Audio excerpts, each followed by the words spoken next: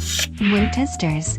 Yo, what's good guys? It's Nightwing2303. Today we got a detailed look at the Nike LeBron Zoom Soldier 10. So with that being said, let's go ahead, get right into it. So first, I'm gonna go over the tech specs. Then afterwards, I'm gonna show just a little bit of the details that are within the shoe. Starting off with the outsole. Traction pattern looks interesting. Looks like it'll grip really well indoors. Doesn't look too outdoor friendly, but you know, it is what it is. This is how they do it nowadays. A lot of their basketball products, Nike in general, are focused especially for indoor players, and then if you wanted to play with them outdoors, what they do is just throw in that XDR option.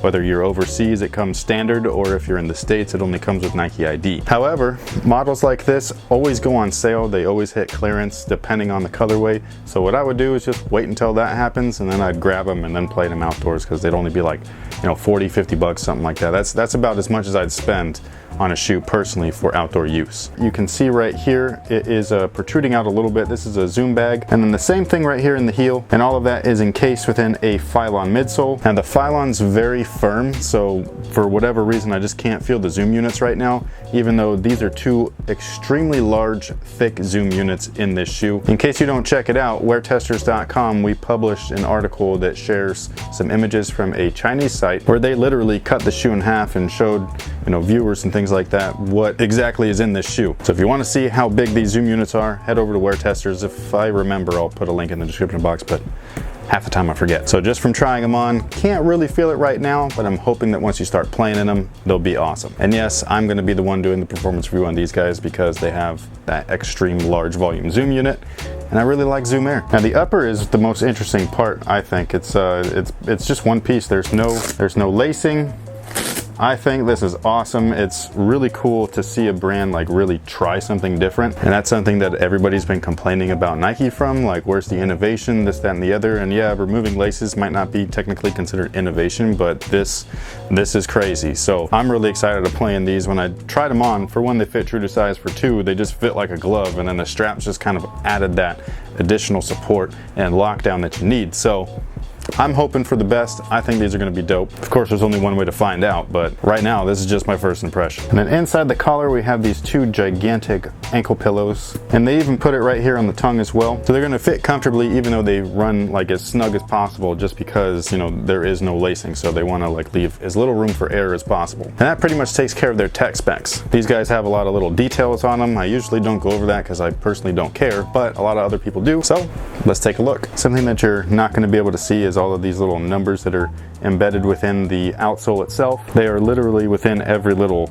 you know, square that's on here. I'm looking at them right now and I have no idea what they are. I'm assuming they're, you know, anything between like coordinates to like just random stuff. I see right here it says champion, LeBron 13, vision. So yeah, there's probably just a whole bunch of little hidden messages in here. If you're a LeBron fan, you're gonna probably read those and then know what they are. I don't, so sorry. And something really cool that they've done on the tip of the outsole right here is pay homage to all of the LeBron soldiers before it. Basically starting off with the Roman numeral 1 and then wrapping all the way around to the 9 right here. You've got two pull straps right here, right at the tongue and ankle. That way you can hold both of those and really open up that shoe so you can get it in, because it is going to be a very snug sock-like fit. You can see a little skeet stain right there. Somebody was having a little too much fun at the factory. Know what I'm saying? Swing. Underneath the first strap sports a 23, nothing under the second strap.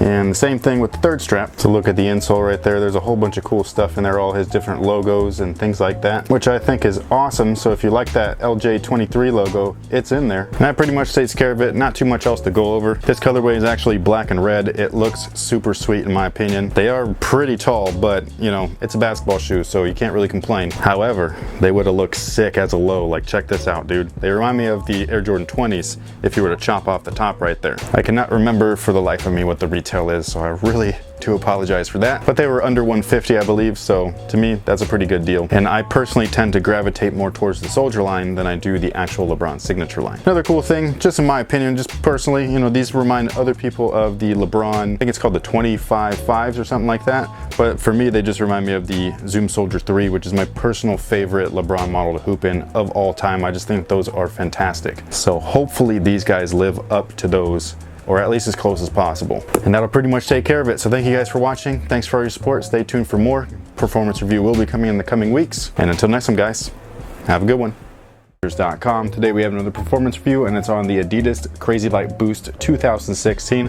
So with that being said, let's go ahead, get right into it. Right off the bat, these guys right here, they have the best traction that I've had since the Nike Kobe 9. These guys down based off of their tech specs. I'll give you some of my thoughts as far as how I feel that they're going to perform, but I'm not going to actually be wear testing and then performance reviewing this shoe. I'm going to send these over to Jaren. But as for the shoes, let's get